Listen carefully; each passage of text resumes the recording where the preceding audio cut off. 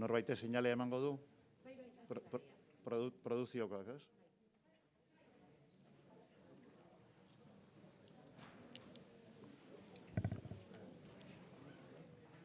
Egunon,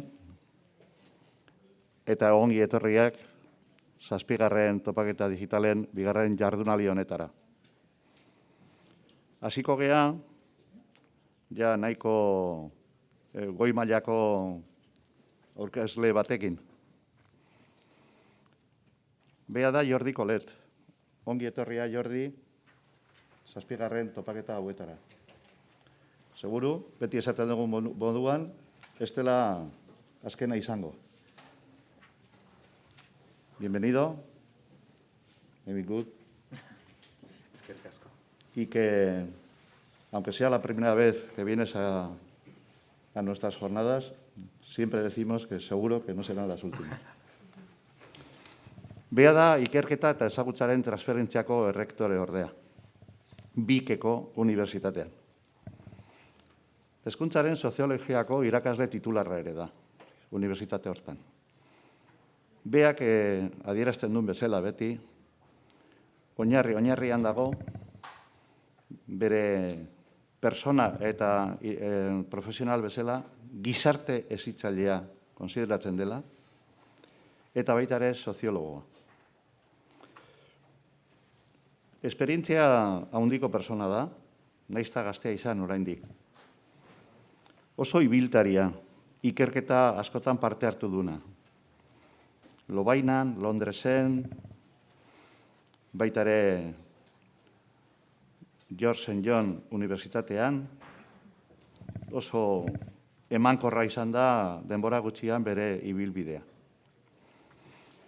Egin dituen ikerketen artean, azpimarratu nahi dut, niri behintzati izugarrezko interesa berbiztu diate, eta promesa egin diot jarraituko dizkiotela, hainbat proiektu. Proiektu gainera azken urteotan egin ditunak. Aipatzearren, 2. hezkuntzako mentoria eskola uste Goiztiarrian. Eskola porrotaren prebentzioa familia, eskola eta komunitatearen lankidentzaren bidez. Oso interesgarria. Baita ere, erlijioaren papera gazte migratzaileen nortasunean. Laikotasuna eta hainbeste erlijio mota eta bar, azterketa oso interesgarria. Eta hainbat proiektuetan. Baita ere bere sariak baditu, nahiz eta gaztea izan. 2010 urtean, gazte soziologorik onenaren saria jaso zuen. Eta baita ere oso parte hartzailea eta oso eragilea da. Parte hartzen du zenbait aholku batzordetan. Eskola, familiak eta hezkuntza komunitarioko proiektuetan, familia eta eskolaren arteko harremanetan, haurrak zaintza sozialean eta familiarrean. Beraz, ikusten duzuten bezala oso persona lotuta gizartearekin eta komunitatearekin daukagu. Beraz, placer handi bada, un verdadero placer, el contar con una persona del perfil personal, social y profesional como el tuyo, que se sale seguramente del perfil de las personas que intervienen normalmente en la programación de unas jornadas en lo que se habla sobre educación digital, pero que tus reflexiones, desde luego, son la base, precisamente, de un debate educativo muy presente hoy en día. Pues sin más, te voy a ceder la palabra, Jordi, y seguro que nos vas a deleitar con tus reflexiones. Ongi etorria. Eskerrik asko, Xavier. Egun on denori. Ezer baino lehen eskerrak eman nahi dizkizuet gonbidapenak gatik. Hemen egotea ohore handi bat eta placer bat da. Hitzaldiaren helburua ez da bakarrik irtenbide teknologikoak edo hezkuntzakoak ematea.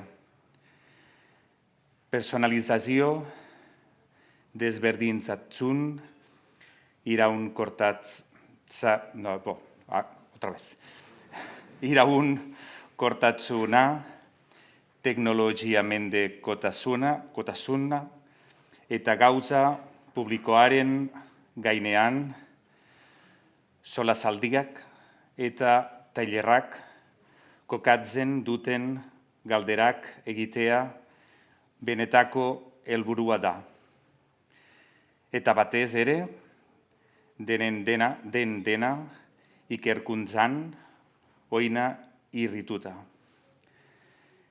Eta orainte bertan barkamena eskatzen dituen baina hobeto izango dela erderaz jarraitzen dudan uste dut. O algo así.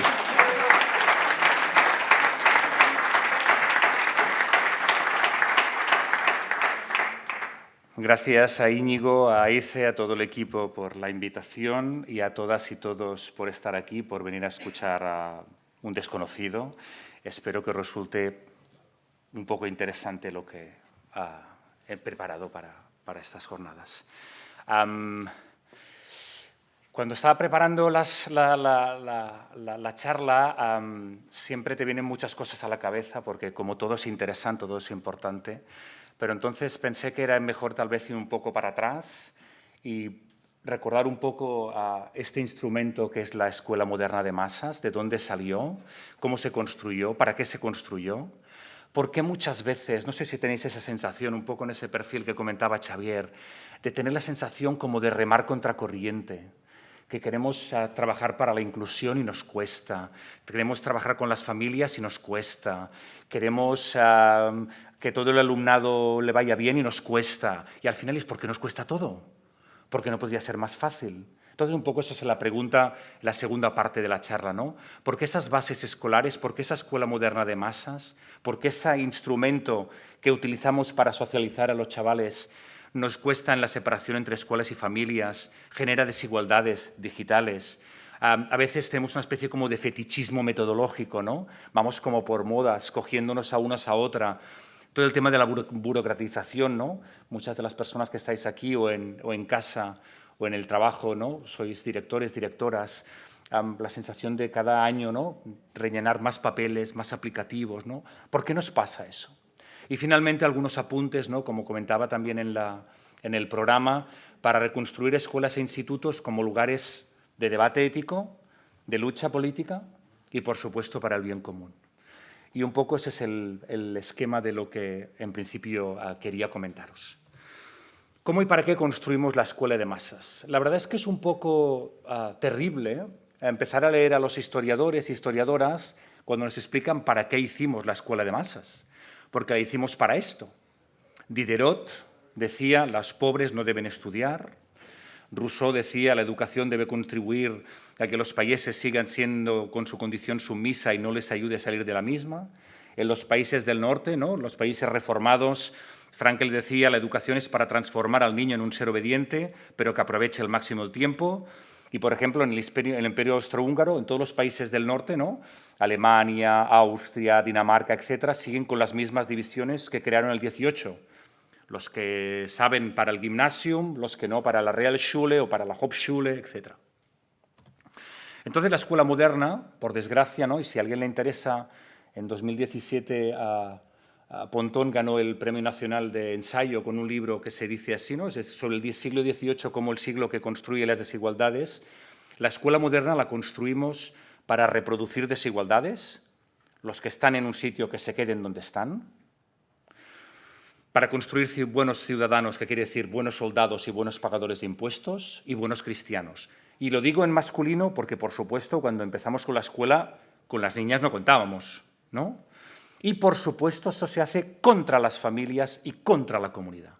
Porque los moralistas de la época, desde Erasmo ya en el 16, lo que decían es la gente educa fatal, la comunidad educa fatal, las familias lo hacen fatal, tendremos que construir algo distinto. ¿Qué implicaciones tiene para nosotros este origen, este génesis? Pues mi sensación en los últimos años es que la herramienta que tenemos va en contra de nuestros intereses. Que estamos intentando nadar en un coche, que estamos intentando conducir un barco por la carretera. Y la sensación es que tenemos una escuela moderna de masas, una herramienta que va hacia unos fines y nosotros queremos ir hacia otros, ¿no? Y entonces la sensación es que, no sé si os pasa a vosotros o a vosotras, pero mi sensación a veces es esta, que estamos todo el día como nadando contracorriente, intentando saltar los obstáculos, ¿no? Que todo es difícil, todo es complicado. E incluso a veces nos parecemos más a esto, ¿no? Que a veces intentamos hacerlo y se nos comen, ¿no? Entonces, esa lucha por un buen vínculo escuela-familias-comunidad, por esa equidad digital y presencial, ¿no? Como dice en la escuela inclusiva, por la presencia, la participación y el aprendizaje de todo el alumnado, por una personalización del aprendizaje, porque las TIC tengan un uso, un sentido, por la humanización y la personalización de los procesos, por una dinámica de equipo positiva, ¿no? Y la sensación es que todo eso estamos luchando para conseguirlo, pero nadamos contracorriente, ¿no? La lógica profunda, eso que llamamos la gramática profunda de la escuela, se nos lleva, ¿no? ¿Cuáles son las bases de esa escuela, de ese instrumento que se nos lleva, que va en contra de lo que nosotros quisiéramos construir, ¿no? La primera es lo que a veces me gusta llamar gramática 1. Esa idea de que la escuela tiene que ser un grupo, un docente, una materia, un aula, una hora, un currículum. Todo lo que salga de ahí hay que justificarlo. Tú puedes hacer eso fatal, pero nadie normalmente no te dice nada. Ahora, si empiezas a decir, no voy a trabajar por proyectos, cuidado. Vamos a hacer codocencia, vamos a ver si funciona. Eso hay que evaluarlo, hay que trabajarlo, etc. Si uno hace gramática 1, que es como empezó la escuela moderna de masas, porque antes la escuela era otra cosa, no necesitas justificar nada. Contra eso es muy difícil innovar, porque es una sensación de que es una gramática profunda, es una especie como de dado por descontado, ¿no? La sensación de que eso no hay que justificarlo, ¿no? Esa manera de trabajar ya la tenemos incorporada, ¿no? Es lo que un poco David Taya, William Tobik, Larry Cuban, ¿no? Desde hace muchos años, ellos hicieron este artículo que ha sido un súper éxito, que es ¿por qué es tan difícil cambiar la escuela? ¿Por qué es tan difícil innovar? ¿Por qué nos cuesta tanto cambiar las cosas profundas, ¿no? Y entonces un poco ellos intentaban explicar a partir de ese concepto que es del de la gramática profunda de la escuela, ¿no? ¿Qué tipo de elementos nos cuesta tanto trabajar? Por tanto, el primer elemento en relación a la escuela moderna de masas, como la creamos, es para lo contrario para la que la queremos. Tenemos un instrumento que es lo contrario de lo que nos gustaría que fuera. Segundo elemento, la escuela está creada para el alumno medio. Todas las diversidades, la escuela no sabe qué hacer con ellas. Estos son muy listos, estos son demasiado poco listos, estos van muy rápido, estos van muy lentos. Con los inmigrantes siempre nos cuesta. Primero con las niñas no sabemos qué hacer, ahora con los niños no sabemos qué hacer. Con las familias de clase trabajadora, claro, no sé qué les pasa. El alumnado con... La sensación es que trabajamos con campana de Gauss, los del medio más o menos y el resto... Hay una incomodidad, la sensación es que es difícil, etc., ¿no? Entonces, si el alumnado está en el centro de la campana de Gauss, vamos haciendo. Pero la sensación es que cualquier alumno que esté fuera del centro de la campana de Gauss, él o ella es un problema. En la escuela tenemos un problema con la diversidad, con la otredad, con las desigualdades. ¿Sí? ¿Recordáis esa viñeta de Tonucci donde va diciendo... Marta es demasiado vivaracha, Antonio es demasiado lento, y va pasando todos y al final solamente dice, Juan es normal. Y la foto es la misma, o el dibujo es el mismo que la maestra, solo que con el pelo corto. ¿Sí? Los que se parecen a nosotros, nosotras, clase media, universitaria, autóctona, etc., bien, son normales. El resto son un problema para nosotros. ¿Por qué? Porque la escuela moderna de masas está pensada para trabajar con la campana de Gauss. No está pensada para trabajar con la diversidad. Entonces no sabemos muy bien qué hacer con ella. Es esta viñeta que habéis visto 20 veces, ¿no? O 20.000, en la que intentamos explicar que la escuela es homogeneizadora. Es decir, todo el mundo tiene que pasar por el mismo sitio, con importantes implicaciones para las notas, para la evaluación, etcétera, etcétera, ¿no?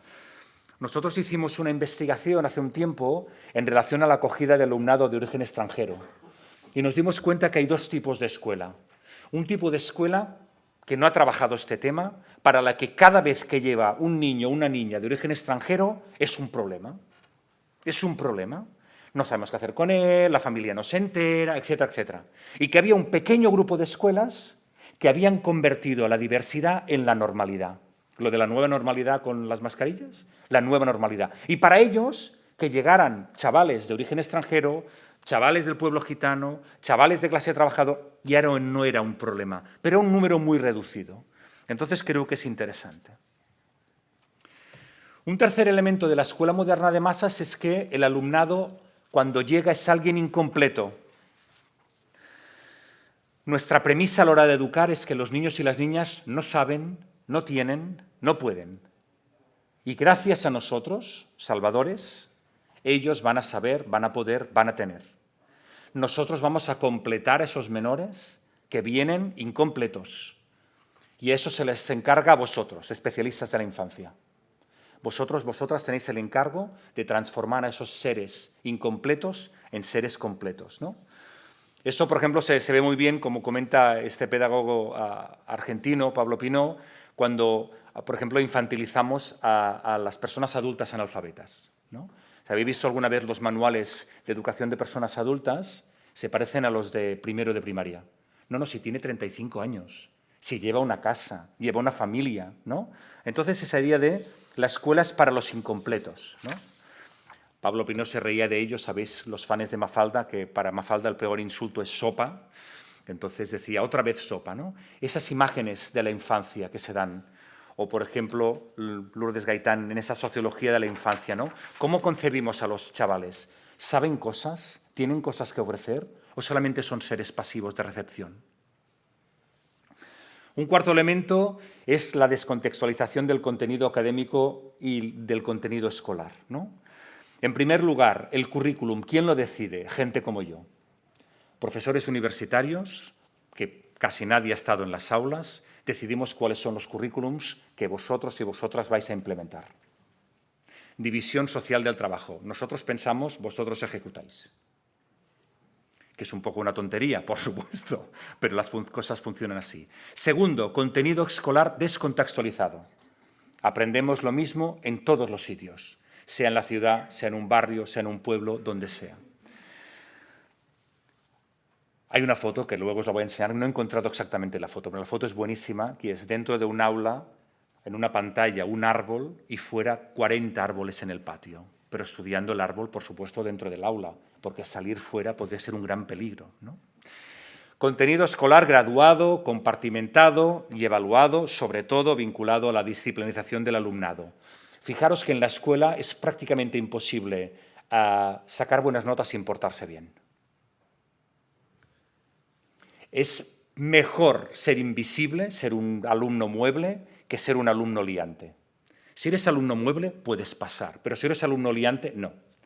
Si habéis visto esa película que ganó el Festival de Cannes en 2001, que se llama La clase, en francés Entre les murs, ¿no? ¿Os acordáis? La diferencia entre el chico que la lía, etcétera, que tiene las mismas aptitudes que otras, pero al final ese chico lo expulsan y en cambio en la última escena de la película, ¿no?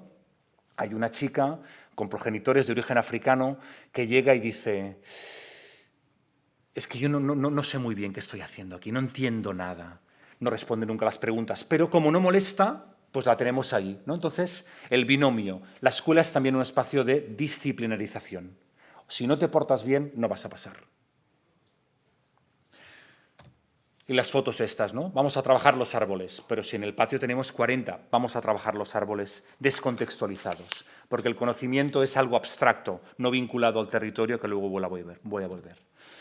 En este contexto de escuela moderna, la democracia y la participación son un problema.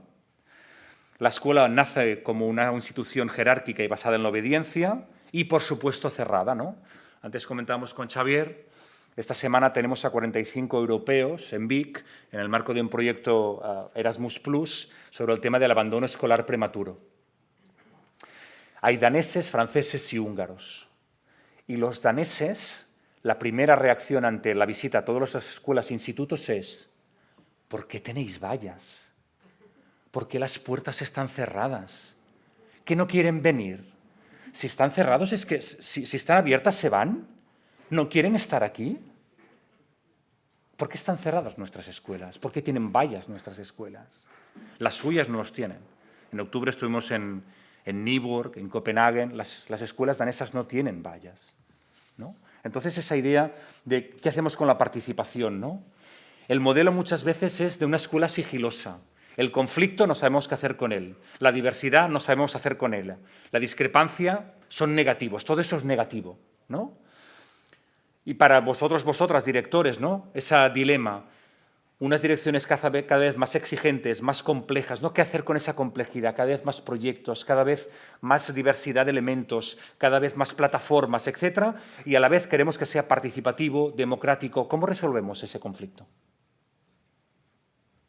¿Cómo lo hacemos? Y yo creo que además hay un debate pendiente, sobre todo en secundaria, en relación a la disciplina y los castigos. ¿Cómo vigilamos y castigamos en secundaria hoy? ¿Cómo podríamos hacerlo de otra manera? ¿Qué pasa con los conflictos? ¿Qué pasa con los partes? ¿Qué pasa con las expulsiones?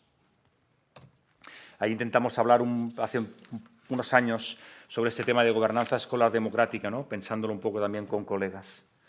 Sin duda, para la escuela moderna de masas, las familias y la comunidad son un estorbo.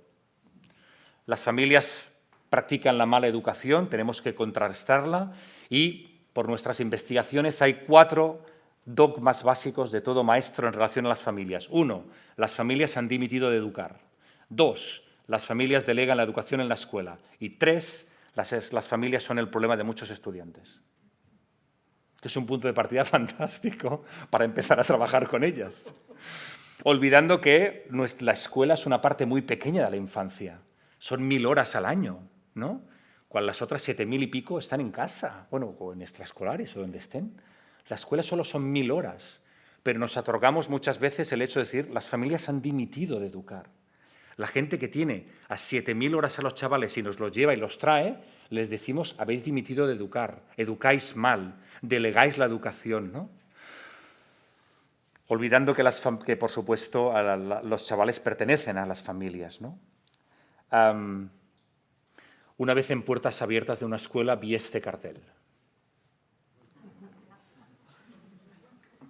Me pareció precioso, como símbolo, digo, del drama, ¿no? De las dificultades. Y a partir de ahí empezamos a hacer investigaciones que reunimos en este pequeño librito, ¿no? Todo el tema TIC, que en realidad es de lo que van las jornadas. Cuando hemos hecho un poco de investigación sobre el tema, lo que nos hemos dado cuenta es que lo TIC en las escuelas es como patchwork, ¿no? No sé si hay gente en la sala que hace patchwork. ¿Sí? ¿Quién hace patchwork en la sala? A ver, ahí veo un dedo. Estoy pensando que los catalanes éramos tímidos, pero, en fin, gracias. ¿No? Esa sensación de que vas cogiendo como cosas y las vas cosiendo o yuxtaponiendo, ¿no? La sensación es que en las escuelas la investigación nos está diciendo que van un poco por ahí. Ahora os voy a mostrar un artículo, ¿no? Y, por ejemplo, Selwyn, ¿no? Que es un poco como el tótem en este tipo de investigaciones, dice la sensación es que a veces durante la pandemia hemos dicho todo, ¿no? Podría ser digital, ¿no?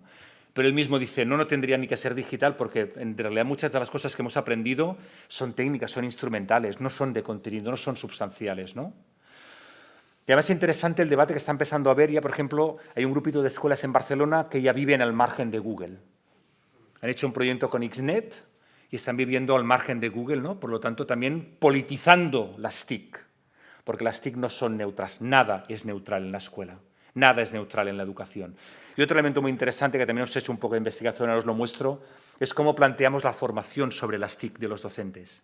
Cada vez que planteamos una formación sobre TIC a los docentes, tratamos a los docentes como si fueran tontos, como si no supieran nada.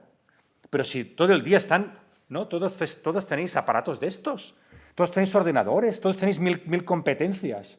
Pero cuando empezamos a trabajar, lo hacemos como si nadie supiera nada, ¿no?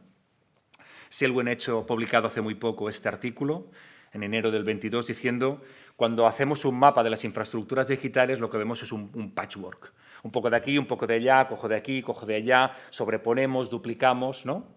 Y cuando planteamos la docencia o la formación de los docentes TIC, planteamos como si no fueran competentes en nada, como si no supieran nada. Entonces yo creo que aquí también tenemos muchos elementos a plantearnos, ¿no? y las 3 escuelas en Barcelona que ya demuestran que se puede vivir sin Google, ¿no? Que han hecho una prueba piloto y están planteando, ¿no?, plataformas digitales alternativas, ¿no?, que yo creo que también es un debate que yo creo que es interesante plantear, ¿no? Un otro elemento interesante en relación a la escuela moderna de masas es que con los años lo que acabando de pasar es que equiparamos educación a escuela, ¿no?, que es algo que nunca había pasado en la historia. Entonces, lo que pasaba afuera era muy importante, la escuela estaba bien, pero estaba allí, ahora no, ¿no? Entonces, la sensación es que las otras educaciones, si somos progres, las vemos como complementarias, y si no, ya las vemos como algo. Pero la pregunta es, ¿el inglés, el deporte, la música, la lengua, el arte, el teatro, que aprendemos fuera de la escuela, vale menos que el que se aprende dentro? En Cataluña, en los resultados de las pruebas de sexto de primaria, en inglés, los chavales de escuela privada, el 90% de ellos sacan excelente. El 60% de los de escuelas concertadas sacan excelente. Y el 30% de los chavales de las escuelas públicas sacan excelente en inglés. Resultado, los chavales que van a la privada o a la concertada tienen un gen del inglés que los de la pública no tienen. Venga, hombre. Todos sabemos que las lenguas tienen que ver con las horas de exposición, ¿no? Pues igual el inglés de fuera igual sí que sirve un poquito, ¿no? Porque unos están en Kitsanás desde los 0 años, yo creo que están planeando ya hacerlo durante el embarazo, ¿no? Y los otros no. Entonces, ¿por qué hacemos ver que las educaciones fuera de la escuela valen menos? ¿Cómo lo planteamos eso? ¿Se puede entender que valen lo mismo? Por ejemplo, con Joan Subirats, que ahora casualmente hace de ministro de Educación, pero de Universidades, pero bueno, hemos estado trabajando mucho tiempo en este tema de educación y territorio, ¿no? El tema de los proyectos educativos de ciudad, ¿no?, de pueblo. Estos días en Vitoria-Gasteiz están las jornadas de ciudades educadoras, ¿no? La educación y el territorio, ¿no? ¿Qué hemos conseguido durante estos años? Pues algunos avances, pero otras cosas nos están costando mucho, ¿no? Y antes también hablamos con Xavier de la educación expandida, ¿no? Esa sensación de que pasan tantas cosas fuera de la escuela, son tan importantes y la escuela muchas veces ni las conoce ni las reconoce, ¿no? Voy acabando esta parte de diagnóstico, que sabéis que a los sociólogos nos encanta el diagnóstico y luego la parte de propuestas somos más flojos, pero ahí estamos bien. Primero, lo que a veces se pide el sistema educativo, por ejemplo la inclusión, va en contra de las lógicas profundas porque la escuela está pensada para seleccionar.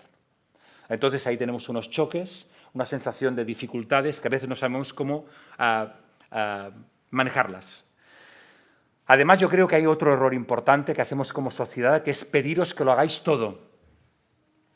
Inclusión y selección, acogida y excelencia, diversidad de temas y profundidad sobre ellos, autonomía escolar y vigilancia y burocracia, con pocos recursos. Tenéis que hacer educación sexual y educación viaria y educación para la salud.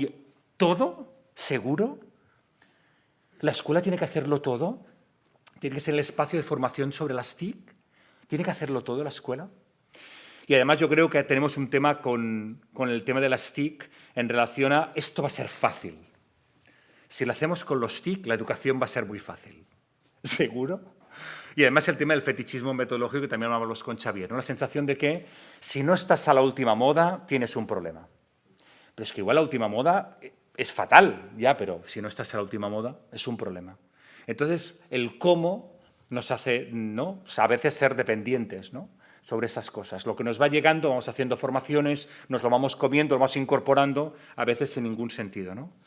Los resultados son esas escuelas e institutos patchwork, que muchas veces yuxtaponen novedades, porque otra cosa nos pasa en la escuela es que incorporamos muchas cosas, pero nos cuesta mucho dejar de hacer cosas, ¿no? Trabajamos magistrales y por proyectos y codocencia y, ¿no? Vamos poniendo sís, pero nunca dejamos, ¿no? Esa especie como de crisis permanente de la educación, ¿no? Desde hace 20 años siempre estamos en crisis, ¿no?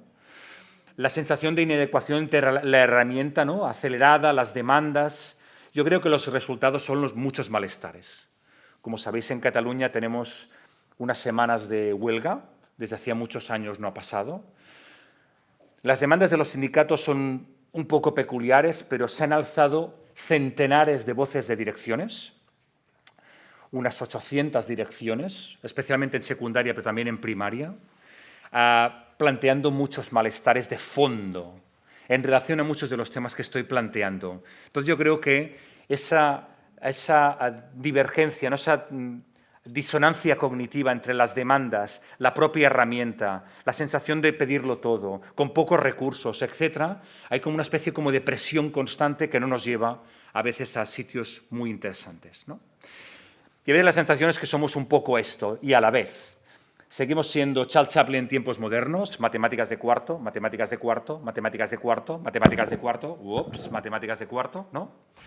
Que los chavales están dibujando la hoja dentro de la clase, ¿no?, para reproducir lo mismo que nosotros les explicamos, y a la vez tenemos una amalgama de plataformas, a veces contradictorias, mezcladas entre ellas, a veces compatibles, a veces incompatibles.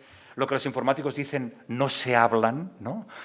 Con este no se hablan, ¿no? Bueno, pues muy bien, no se hablan. Entonces no puedo sacar... No sé si os pasa a vosotros en la dirección, en la universidad nos pasa mucho. Nosotros entramos 100 datos y a la hora de sacarlos solamente podemos sacar 20. Porque todo es como muy complicado, muy difícil, ¿no? Entonces la sensación un poco es esa en relación al diagnóstico. Algunas propuestas para ir luego entrando en el rato de debate. ¿Cómo reconstruimos los centros educativos como lugares éticos, como lugares políticos y, por supuesto, como plantean las jornadas, como un lugar para el bien común? En relación a estos ejes que habéis planteado, ¿no?, esos 4 ejes que habéis planteado como jornadas. Lo que voy a decir no es nada nuevo, pero me parece importante recordarlo. Creo que es cada vez más importante que la escuela haga menos para educar mejor. Cualquier cosa que sea, vamos a hacer más cosas, más proyectos, vamos a ser más importantes, más decisivos, más los únicos, más demandas, creo que nos lleva a un sitio contrario.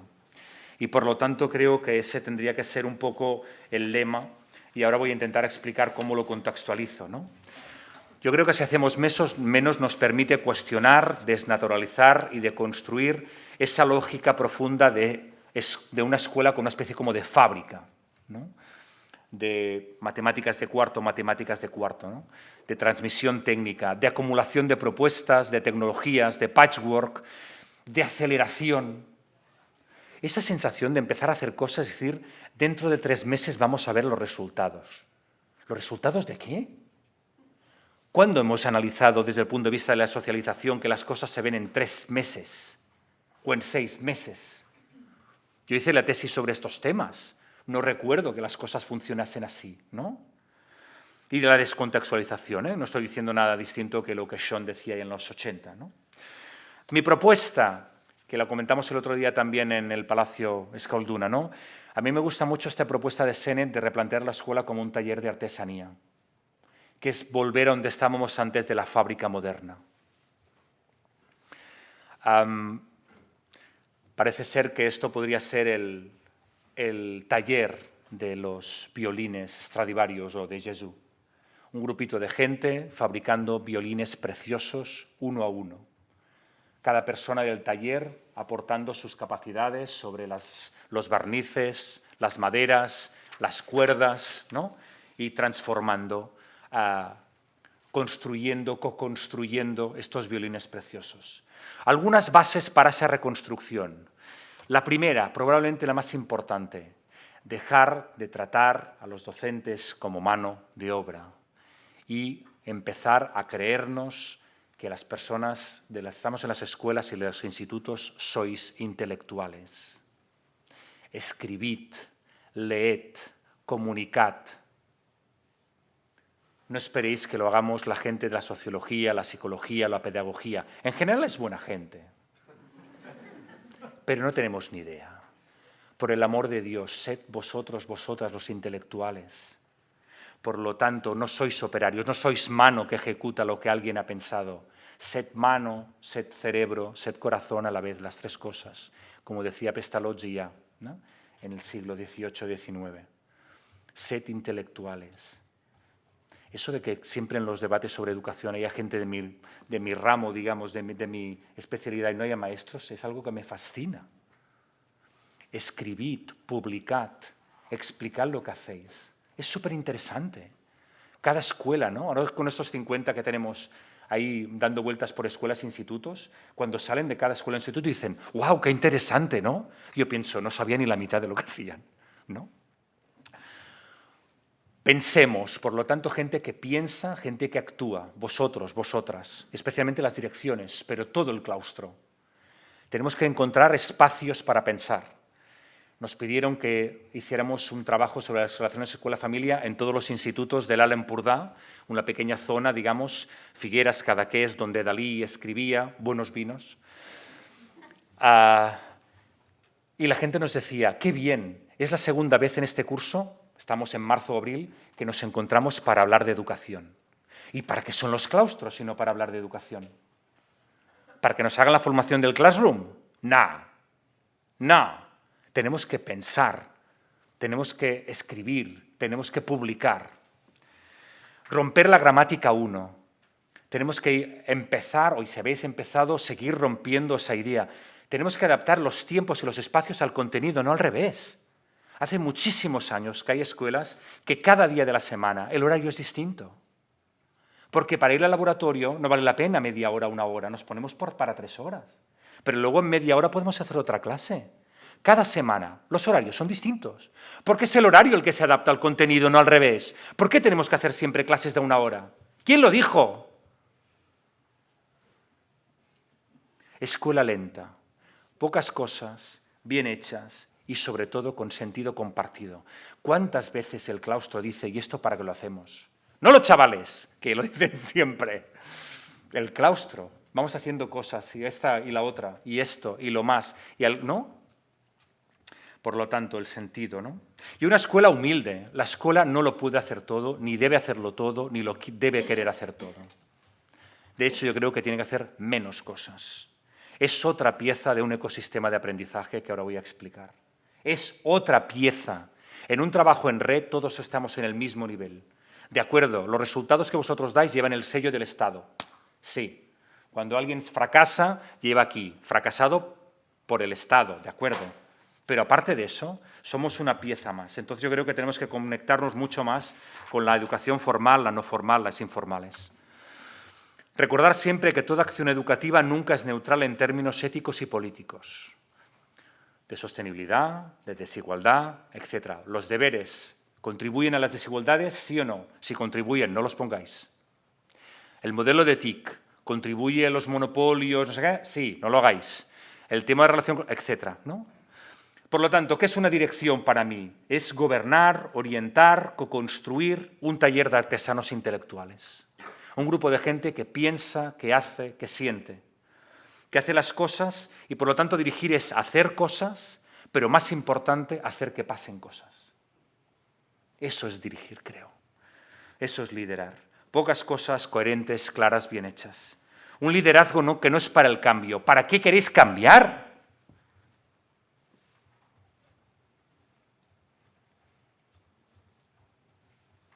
Lideramos para mejorar, lideramos para aprender, para que todo el mundo aprenda, pero no para cambiar. Cambiar es un medio. Si hay que cambiar, se cambia, si no, no se cambia. Pero el cambio no es un objetivo en sí mismo. Si cada alumno es un violín precioso, si estamos en un contexto de un taller de aprendizaje, ¿cómo lo vamos a construir? ¿Cómo vamos a construirlo? Nunca desde la mirada del déficit. No sabe, no tiene, no puede, mira qué familia. No. Cada violín es precioso. Cuando en Senet podemos leer un poco las historias de los talleres de Stradivarius o de Jesús, que ahora estos violines valen nada, 1 millón, 3 millones, 7 millones de euros, tampoco es tanto, ¿no? Una de las cosas más interesantes es saber que cada violín es distinto. O empezamos a trabajar desde la idea de que cada chaval realmente es distinto y que todos tienen algo que vale, o realmente lo que estamos haciendo es dejar este 5, 7, 12, 15%, ¿no?, de chavales siempre diciéndoles que no valen, no saben, no tienen, no pueden. Otro elemento que me parece muy importante es evitar eso de me han quitado las ganas de leer, me han quitado las ganas de aprender, etc., ¿no? ¿Cómo podemos estar siempre estimulando el deseo de aprender? Yo creo que a veces esa cosa de nunca puedes leer un libro solo por placer, siempre tienes que hacer un comentario de texto. Hostia, ¿en serio? Más recursos, por supuesto, más focalizados. Necesitáis más recursos y poderlos focalizar bien. Luchamos contra las desigualdades. ¿Cómo? Cada chaval tiene que tener muchas oportunidades de aprendizaje de calidad, dentro y fuera de la escuela. Escuelas como prescriptoras de actividades fuera de la escuela. Ya. No podemos dejar a chavales durante 2 meses y medio, durante el verano, sin ninguna prescripción. ¿Qué vamos a hacer durante el verano? ¿Cómo vamos a seguir hablando castellano, euskera? ¿Cómo vamos a seguir trabajando? Porque si no nos da eso del summer gap, que hay algunos que durante el verano viajan, hablan, leen y están aquí en septiembre, y otros durante el verano están aquí. Esto, a lo largo de la primaria, es un curso. No podemos seguir luchando contra eso. Por lo tanto, profesores, profesoras, maestros, maestras, prescriptores de lo que pasa fuera. Y sobre todo, no vamos a hacer cosas para pobres. ¿En vuestras escuelas e institutos todavía tocáis la flauta de plástico? ¿Sí? Mi propuesta es, para San Juan, las ponéis todas en una pila y las quemáis todas. Quemad las flautas de plástico, todas, para siempre. Instrumentos bonitos, de madera, bien hechos, para que los chavales aprendan a tocar con instrumentos y con cosas bonitas. ¿Por qué los pobres tienen que tener cosas cutres y nuestros hijos chelos de madera? Que también es una pregunta interesante. Cambios en la evaluación, muy importante. Yo creo que ahí los últimos años, especialmente desde el 2000, ¿no? Con Andreas Schlecker a la cabeza de PISA, se nos ha metido en la cabeza que es muy importante sacar buenas notas en los rankings. Yo creo que eso es una dinámica muy perversa, que tenemos que vigilar mucho en ese sentido, porque si no acabaremos como otros países que empezaron en el ranking PISA en 2000 en el 26 y gracias a quererlo evaluar todo, ranquizar todo, ahora están en el 86, como los Estados Unidos de América. Entonces, cuidado con hacer rankings, con querer evaluar cosas que no son comparables, con hacer cosas sin contexto, porque no tiene sentido. Y sobre todo, cuidado con el teach to test, porque desde que tenemos las pruebas en segundo o en tercero y en sexto, cada vez nos pasamos más semanas adiestrando a nuestros alumnos para que pasen los test, en lugar de estar aprendiendo, que también sería una cosa interesante. ¿El objetivo de la escuela cuál es? Pues que el alumnado aprenda, ¿no? Yo creo que es importante tenerlo claro, no para reproducir, no para probar, sino también como una herramienta para producir cosas nuevas. Los retos a los que se van a enfrentar los chavales que tenemos en las escuelas son mayúsculos. Los retos son mayúsculos. Nosotros, yo creo, estamos bastante atrofiados como generacionalmente para hacer nada, porque se nos está quemando la casa y estamos silbando. Ellos no. Por lo tanto, yo creo que es muy importante que estos chavales que están creciendo ahora entiendan que ellos van a tener que hacer frente a retos reales y lo van a tener que hacer mucho mejor que nosotros, que lo estamos haciendo francamente mal. Por casualidades de la vida, los últimos 3 años estoy siendo el vicerrector de investigación de mi universidad. Y una de las cosas más interesantes es tratar con gente joven que está haciendo nuevas investigaciones y que también gestiona la investigación. Y una de las cosas que nos sorprende más a la gente de mi generación es que los chavales de 25, 30, 35 años no buscan un sitio de estabilidad. Lo que están buscando es un buen proyecto. Pero en la escuela no trabajamos retos reales. Con Xavier estamos hablando.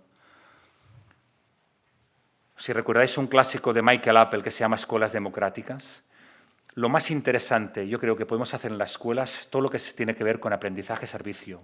Retos reales vinculados al territorio. ¿Cuáles son los retos de vuestros barrios y pueblos? ¿Cómo la escuela puede dar respuesta? Pero respuesta de verdad, no vamos a jugar a retos, vamos a hacer retos de verdad. Si ahora llegan refugiados de Ucrania a nuestro barrio, el reto de la escuela es cómo vamos a acogerlos. No es un reto ficticio, es un reto real. Si tenemos un problema de cambio climático, ¿qué vamos a trabajar en la escuela? Creo que tiene que ir un poco de eso, ¿no? Para evitar un poco esa lógica que toda la investigación en España, en Francia, nos dice, por ejemplo, sobre la secundaria. Cuando preguntaron Dubé y Martuchelli hace unos años a 6.000 jóvenes en Francia cuál era la principal actitud o la principal competencia de la secundaria, era la secundaria hay que pasarla. Hay que resistir en secundaria. ¿Cómo puede ser que obliguemos a los chavales a estar 4.000, 5.000, 6.000 horas en una institución, que cuando les preguntas qué es lo más importante estar aquí es pasarlo? Eso nos debería, creo, hacer reflexionar, ¿no? Y, por supuesto, partir de donde están los alumnos y construir todas las condiciones de posibilidad para el aprendizaje. Recordad, pirámide de Maslow, el aprendizaje está para arriba. Si la gente no tiene las condiciones básicas de vida, emocionales, la gente no aprende, ¿eh? Por lo tanto, creo que ese es un gran reto, ¿no? Y voy terminando, me estoy enrollando mucho.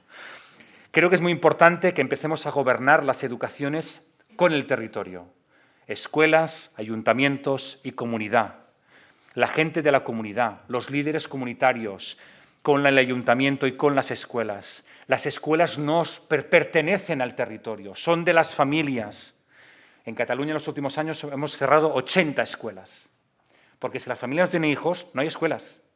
Las escuelas son del territorio, son de la gente. ¿Cómo construimos un plan educativo global para cada chaval que esté enraizado, donde sumemos y coordinemos lo formal, lo no formal y lo informal? ¿Cómo coordinamos la escuela con las extraescolares, con los deportes, con el arte, con la música, con el teatro, con la asociación de vecinos, con el voluntariado? ¿Cómo hacemos estos planes para que estos violines preciosos y maravillosos, que son nuestros hijos, nuestras hijas, tengan estos planes para desarrollarse? Esto solamente lo podemos hacer desde lo local, desde la proximidad. ¿Qué sentido pedagógico les damos a las TIC? Nosotros utilizamos las TIC, perdón, las TIC no nos utilizan a nosotros. ¿Qué sentido tienen? No, tenemos que hacer un uso activo, no ir poniendo, ¿no? Ahora vamos a hacer un no sé qué, ahora un no sé cuántos, ¿no? Y ahora que tenemos algunos TIC, ¿no? Cuidado con los riesgos, ¿no? Que plantea también estas TIC, ¿no? En relación a decir, bueno, tenemos los portátiles, tenemos los materiales. Bueno, ¿qué pasa con las desigualdades de acceso? ¿Qué pasa con la salud mental del alumnado? Toda la gente que tenéis hijos e hijas en la ESO, en secundaria, ¿no os dan pánico estos TikTok que te enseñan cómo autolesionarte? ¿Estas páginas web que te indican cómo podrías suicidarte? ¿Estas tutoriales de YouTube para engañar a la familia haciendo ver que comes cuando no comes? A mí me dan un poco de pánico como padre, ¿no? Entonces creo que es importante también no solamente las TIC como herramienta para aprender, sino también como para relacionarnos con el mundo, ¿no? Y voy acabando ahora sí de verdad. Creo que es muy importante hacer menos para educar mejor, para que la escuela pueda convertirse en un buen espacio para todo el mundo, para aprender, para capacitarse y para practicar de forma cotidiana esta fórmula que Michel Foucault nos dejó, que me parece interesante, ¿no? Que es aprender a cuidarse de uno mismo, de una misma, de cuidar de los otros, de la comunidad y del planeta, ¿no? Creo que en el fondo vamos un poco de eso y creo que para este fin creo que es importante que la escuela se organice y se gobierne como un taller de artesanía ético, entendiendo que nuestra dimensión educativa es también política y, por supuesto, que nuestras escuelas están pensadas para el bien común. Vamos a intentar reescribirlo ahora en este libro que está a punto de publicarse en Morata, las escuelas hacia una escuela para lo común, que vamos a publicar en Morata con compañeros y compañeras de América Latina. Hemos estado reflexionando sobre muchos de esos temas, también sobre las TIC, cómo orientar las TIC hacia el bien común, que me parece un debate importante. Y nada más, es que ricasco, muchas gracias.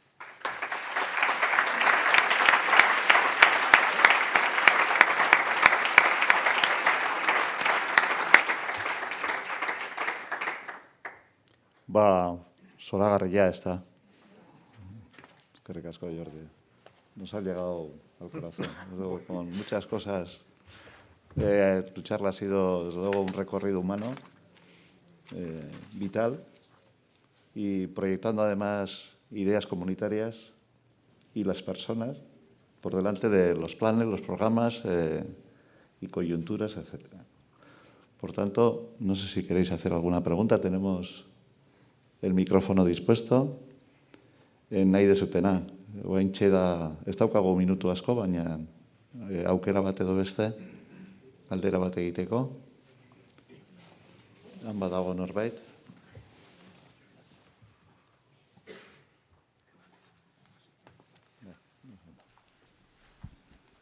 Aupi, egunon, eskerrik asko. Yo te quería preguntar un poco al hilo de lo que has comentado, ¿no? Que, bueno, hablamos de, la verdad que coincido con muchas de las cosas que has dicho en la charla y, bueno, yo creo que todos cuando las escuchamos reflejan un poco la escuela que nos gustaría tener a nosotros también.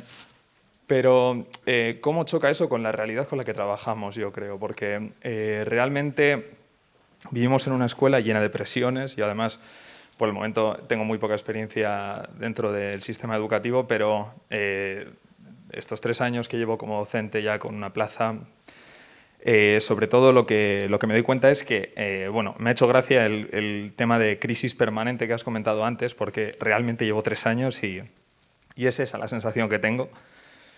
Y quería saber, quería preguntarte cómo enfocas tú el hacerle frente a un sistema que va precisamente en contra de todo lo que estás diciendo. Porque yo también soy partidario de poco y bien, ese tema que has comentado al final, pero actualmente nuestro sistema es, también lo que ha reflejado, mucho, rápido, y me parece que quizá es una cuestión de que nosotros también este último tiempo tenemos una muestra de menor unidad, o no sé, ¿no? Pero me parece que es muy difícil hacerle la contra a un sistema que precisamente eso, ¿no? Aboga por justo lo contrario a lo que muchos de aquí compartimos. Y a veces parece como si recibimos de vez en cuando la oportunidad de escuchar charlas como la tuya, y son píldoras de oxígeno, mientras la realidad del día a día es como si escuchásemos una charla así cada 9 meses para el resto de los 9 meses estar un poquito más tranquilos y seguir tragando con eso. No sé muy bien si es una pregunta, si es un grito un poco al aire, pero bueno, lo quería compartir sin más. Yo creo que lo que estás diciendo es muy importante. Yo no tengo mucha experiencia, entonces lo que hablo son las cosas que yo aprendo cuando voy a las escuelas. Son las cosas que también con Cheverente nos comentamos. A mí una de las cosas que más me gusta es poder hacer charlas como esta o hacer investigación-acción y por lo tanto pasarnos, por ejemplo, 2 cursos, ¿no? Visitando esa escuela 1 o 2 veces al mes, hablando con los claustros, ¿no? Algunos ejemplos pequeños que me salen.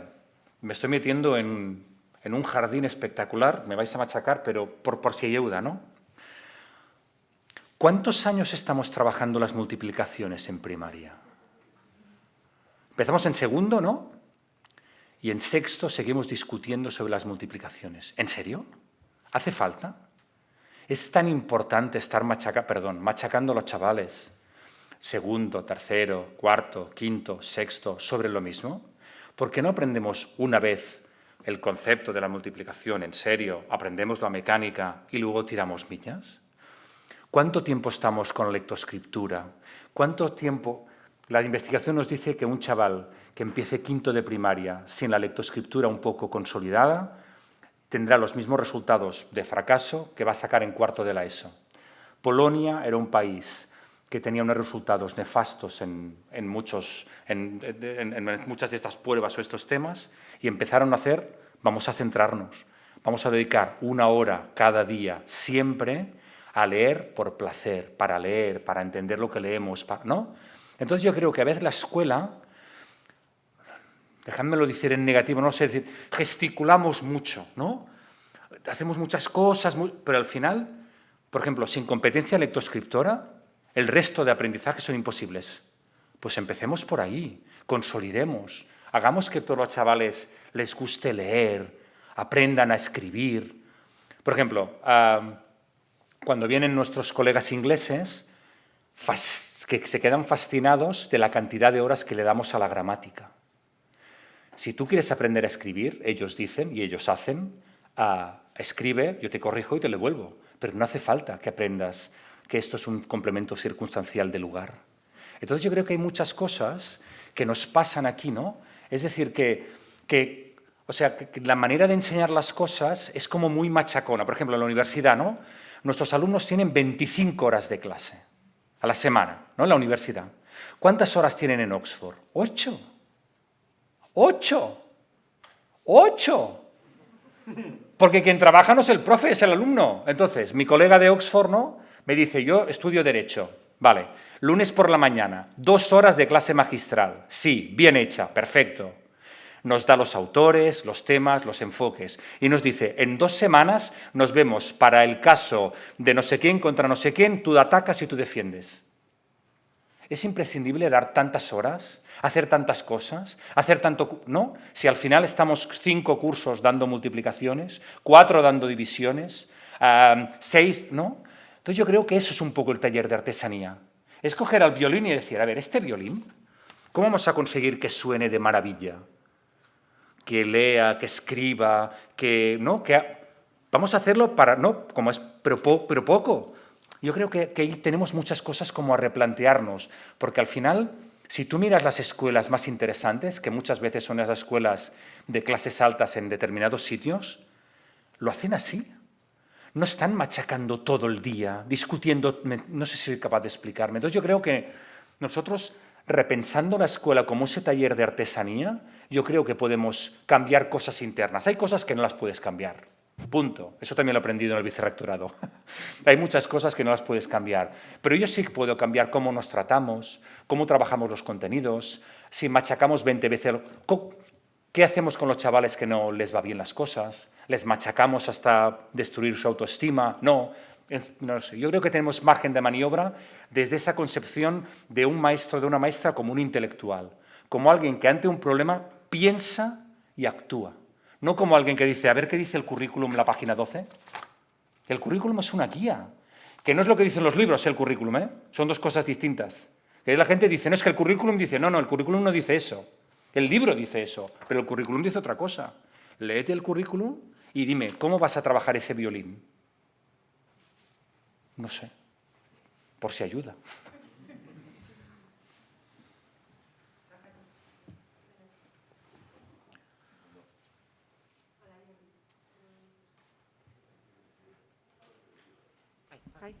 Hola, Jordi.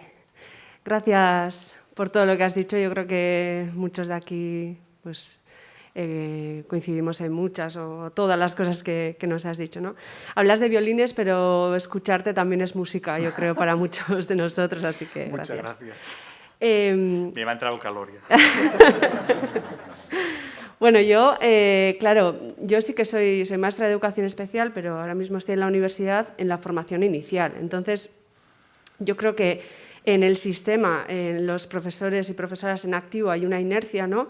Que yo, desde mi punto de vista ideal, vamos a decir, o idealista, creo que se puede romper en la formación inicial. Entonces, me voy a aventurar a hacerte la pregunta de cómo crees que podemos incidir, que creo que estamos haciendo algunas cositas, pero ¿cómo crees que podemos incidir en la formación inicial para que podamos estar un poquito más alineados y alineadas con todo esto que dices, ¿no? Sí. Que creo que es un punto de partida muy interesante.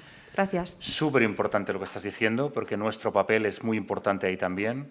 Antes estábamos comentando con ellas 4, ¿no? que están estudiando infantil y primaria y luego hacen el tema de la radio, ¿no? Para mí es muy importante que las alumnas escriban.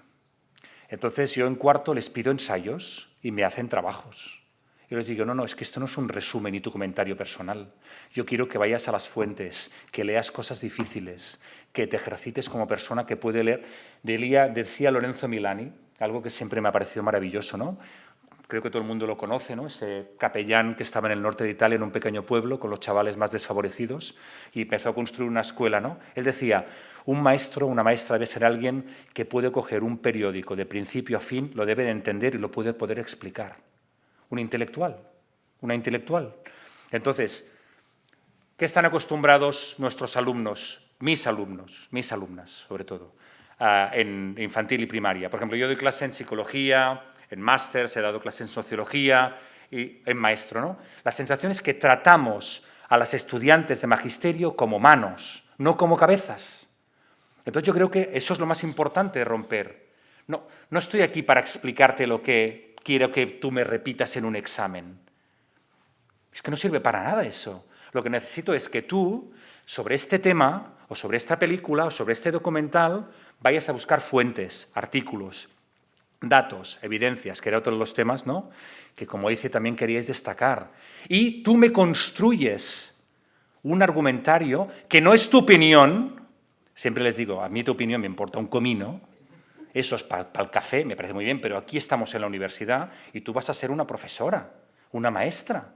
Entonces yo creo que es esa idea del ensayo, del construir conocimiento, del ir a ver experiencias, de conocerlas. Es decir, tratar a la gente como el intelectual que yo quiero como padre que las maestras y las profesoras de mis hijos y mis hijas sean, ¿no? Porque cuando estás al otro lado ves algunas cosas que te ponen los pelos de punta,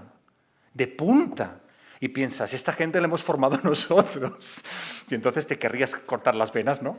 Entonces yo creo que es muy importante, desde mi punto de vista, como elemento general, o sea, las maestras, los maestros tienen que ser gente con criterio propio, que piensa, que lee informes, que va a las fuentes, que discute, que escribe artículos, que hace investigación-acción. Porque si no, el resto, creo que seguir tratando a la gente como, mira, tienes que hacer esto. Xavier, venga, ya me lo puedes hacer. No, es la fábrica, es matemáticas de cuarto. Entonces yo creo que cualquier cosa que sea, vamos a pensar, vamos a escribir. Al principio dicen, es que esto es muy difícil. Claro, a mí también me cuesta hacer un ensayo. ¿Quieres que te enseñe las evaluaciones de mi último artículo? Donde me daban más bofetadas que... ¿No? Bueno, eso también es... No, yo creo que es importante eso, es pensar, escribir, leer. Yo me acuerdo la primera vez que en segundo de Sociología que leí a Bourdieu, ¿no? Algún señor francés interesantísimo que escribe cosas como las estructuras estructuradoras estructurantes. Y la primera vez que lo lees piensas, ¿qué le pasa? ¿No? Debe ser de necesidades especiales o algo así, ¿no? Porque para expresarse, párrafos de 10 líneas sin ni una coma ni un punto, ¿no? Bueno, hay que leer cosas un poco complejas para construir, ¿no?, una mente compleja. ¿Qué criterios tienes? ¿Tú cómo lo harías? ¿Por qué? Vamos a cuestionar las cosas todas. Estamos en la universidad, ¿no? Entonces yo creo que un poco, para mí ese es un poco el criterio. Nunca ser condescendiente, siempre ayudar, siempre colaborar, la gente saca buenas notas, no es mi problema. Yo no hago nunca exámenes, o si los hago son con apuntes, pero claro, los exámenes con apuntes me dicen que esos son más difíciles. Claro, ¿qué te pensabas? ¿No? Pero no quiero que memorices, quiero que analices, quiero que cuestiones, ¿no? Entonces yo creo que evaluar distinto, plantear las asignaturas distintas, nos ayuda un poquito en ese papel tan importante que tenemos, ¿no? También en ese, porque si no, es como las escuelas que hagan, ¿no? Y nosotros también es muy importante, ¿no? Entonces creo que la pregunta que has hecho es muy, muy importante, es esa.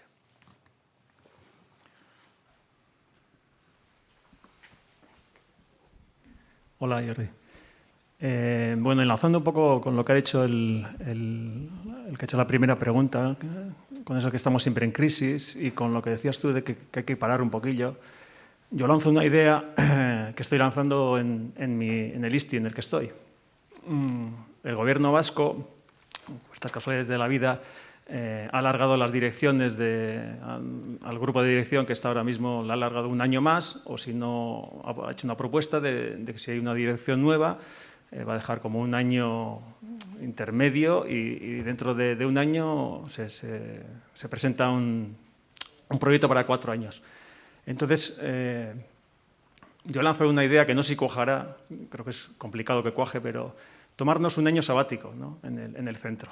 Un año sabático para pensar, para saber lo que queremos hacer, en vez de estar, vamos a apuntarnos al proyecto vamos a coger el otro proyecto, vamos a hacer esto. Estamos continuamente en una rueda de proyectos, de historias que nos vienen de antes, que no paramos a pensar ni a evaluar, ni las necesitamos, no las necesitamos, las hacemos porque las hacen todo el resto de centros que están al lado nuestro. Si no lo hacemos, parece que no nos van a venir los chavales a nuestro centro. Todo eso, ¿no? O sea, parar un año, esto es un año perfecto para parar. El proyecto habrá que presentarlo el año que viene, para 4 años. Vamos a parar, vamos a pensar lo que queremos, será un esfuerzo, tiene que ser una dirección valiente que diga eso, ¿no? Que diga, bueno, vamos a coger este añito para pensar lo que hacemos.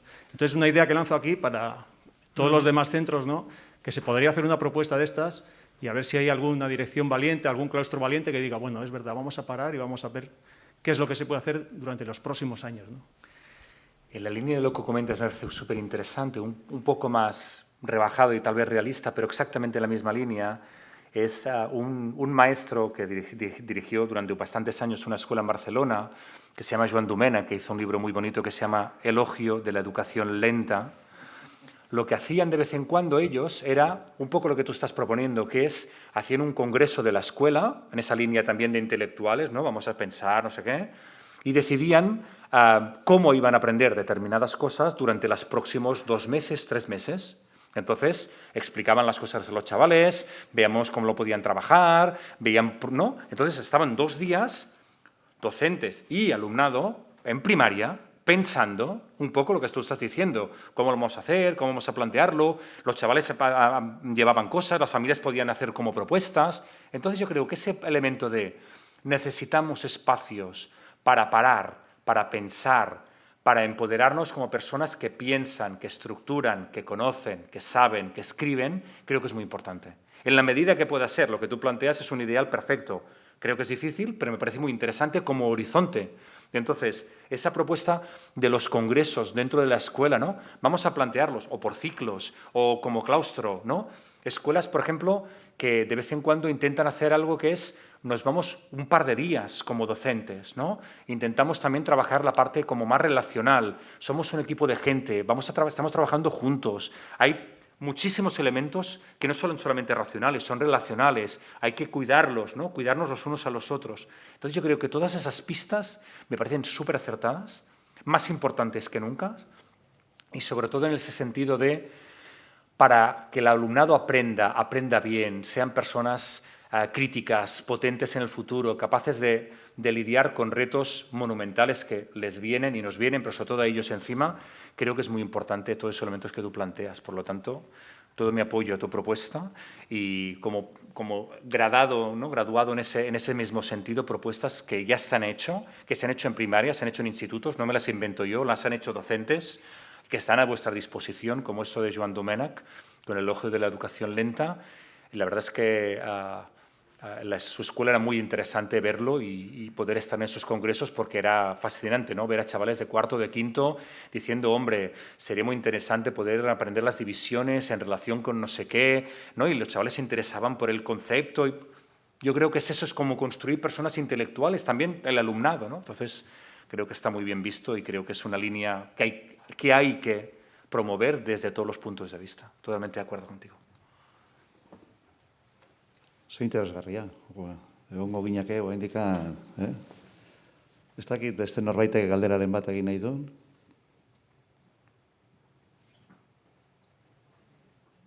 Bueno, ni bakarrik amaitzeko.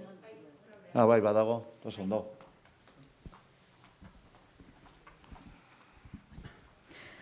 Hola. Bueno, a mí me da la impresión, quiero referirme al punto comunitario, social de la educación. Me da la impresión de que cuando yo era pequeña, a mí no me educaban solamente mi padre y mi madre. Por supuesto, estábamos más en la calle solas. Ahora yo creo que se está mucho en la calle, en la nieve, en la playa, pero siempre con alguien al lado, ¿no? Sin embargo, yo me doy cuenta de que hoy en día es muy difícil que un padre o madre suelte a sus hijos e hijas. Pero al mismo tiempo estoy absolutamente de acuerdo con lo que has dicho. Es decir, una vez que les llevamos a la escuela, parece que los soltamos a la educación en la escuela. Esto no nos está llevando, esto que tanto se llama de individualismo de la sociedad, no nos está llevando objetivamente a quitarle a la sociedad esa responsabilidad de educación, a olvidarnos de que es la tribu la que objetivamente educa a las personas.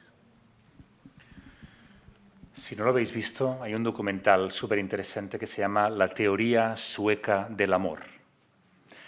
Es un documental extrañísimo porque cuando hacemos los análisis sobre las culturas nacionales, por decirlo así, los suecos salen súper destacados en un sitio donde hay una cultura súper individualista. En Suecia, por ejemplo, casi el 50% de la gente muere sola, pero sola quiere decir que tardan meses y de hecho el propio gobierno tiene un equipo de gente que se dedica a ir a buscar, a comprobar que la gente todavía sigue viva y entonces este equipo se dedica a vaciar los pisos, ¿no?, de la gente que está muerta desde hace meses y nadie se ha dado cuenta. ¡Meses! Sí, meses. Entonces, lo que tú estás diciendo. Entonces yo creo que esa idea a veces de ya nos lo va a hacer la escuela, educación vial, la escuela, educación sexual, la escuela, educación artística, la escuela, educación matemática, la escuela, ¿no? Es como intentar concentrar en un sitio una cantidad de cosas que no tienen ningún sentido. Cuando, en cambio, si pensamos desde la idea de ecosistema de aprendizaje, ¿no?, donde lo formal, lo no formal, lo informal, lo digital están coordinados y, por lo tanto, yo qué sé, ¿no? La idea de las escuelas trabajando más los elementos básicos, elementos de socialización compartida. Las extraescolares, muy importante, las desigualdades en las extraescolares son mayores que en la formal. Entonces ahí queda mucho por recorrer, ¿no? Yo, en mi ciudad, tenemos un 35% de chavales de madre de origen extranjero, pero en la escuela de música, que hay 1.000 alumnos, una ciudad de 45.000 habitantes, son el 2%. Entonces, hay mucho que hacer, ¿no? en estos espacios de teatro, música, arte, deporte, lenguas. Eso nos educa muchísimo, la calle nos educa muchísimo, Internet nos educa muchísimo. Entonces, la idea es cómo construimos un proyecto educativo global que coja esas cosas y que se coordine. Por eso esa idea de la gobernanza compartida entre las escuelas e institutos, la educación infantil, una etapa fundamental en la vida, absolutamente fundamental, donde las familias que más provecho podrían sacar no están, espacios familiares, ¿no? Otro elemento fundamental para poder trabajar con las familias en el 0-3, ¿no? Entonces, ¿cómo coordinamos todo eso? ¿Cómo trabajamos desde las escuelas, lo formal, los ayuntamientos y la comunidad, que es lo que antes comentábamos con Xavier, ¿no? La gente comunitaria, asociaciones de vecinos, gente de asociaciones de teatro, ¿cómo esa gente nos ayuda? Porque en Cataluña uno de los elementos interesantes de los últimos años es que los consejos escolares municipales se están transformando en consejos educativos municipales. Entonces no solamente están las escuelas y las AMPAs, están las escuelas, las AMPAs, la música, el teatro, el deporte, ¿no? ¿Y cómo nos coordinamos? ¿Por qué es tan importante hacer el deporte en la escuela o lo podemos hacer fuera? ¿La música la podemos hacer compartida? Para poder quemar las flautas de plástico y poder coger los instrumentos de la escuela de música y poderlos compartir. Ahí hay un campo enorme. Ya se han hecho muchas cosas, por supuesto, ¿no? Ciudades educadoras, proyectos educativos de ciudadanos han ayudado, pero creo que el campo y sobre todo esa idea de gobernanza compartida. Estos son nuestros chavales, cómo trabajamos con ellos desde todos los puntos de vista.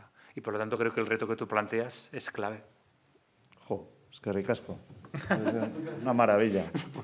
Se nos ha quedado corto el tiempo. Ahora solo hay que hacerlo. Bueno, va, Chalo handi bat, ez da, bera.